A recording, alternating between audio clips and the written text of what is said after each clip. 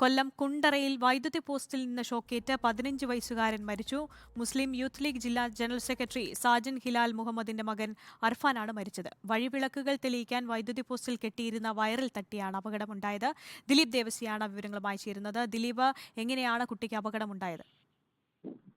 ആര്യ, ഇന്ന് വൈകുന്നേരമാണ് കൂട്ടുകാരോടൊപ്പം കളിക്കുന്നതിനിടെയാണ് സംഭവം ഉണ്ടായത്. കേരളാപുരം സെന്റ് വിൻസെന്റ് സ്കൂളിന് സമീപത്താണ് കൂട്ടുകാരുമൊത്ത് പന്ത് കളിക്കുന്നതിനിടെ അർഫാൻ പന്ത് എടുക്കുന്നതിന് വേണ്ടി താഴേക്ക് ഇറങ്ങിയതായിരുന്നു. ഈ സമയത്താണ് വൈദ്യുതി ലൈനിൽ നിന്ന് തെരുവുവിളക്കുകൾ കത്തിക്കുന്നതിന് വേണ്ടി വയറുകൾ തൂക്കിയിട്ടിരുന്നു. ഈ വയറിൽ തട്ടിയാണ് അർഫാന് ഷോക്കേറ്റത്. ഉടൻ തന്നെ ആശുപത്രിയിൽ എത്തിച്ചെങ്കിലും ജീവൻ രക്ഷിക്കാനായില്ല.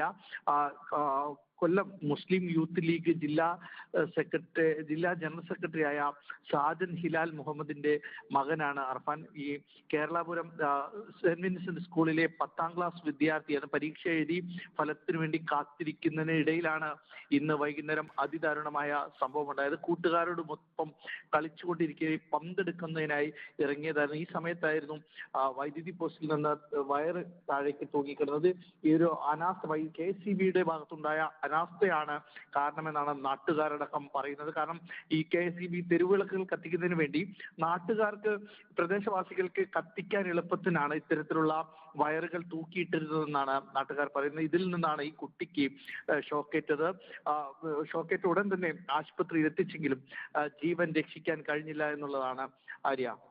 വൈദ്യുതി പോസ്റ്റിൽ നിന്ന് ഷോക്കേറ്റാണ് 15 വയസ്സുകാരൻ മരിച്ചത്. ദിലീപ് ദേവസിയാണ് വിശദാംശങ്ങൾ നൽകിയത്.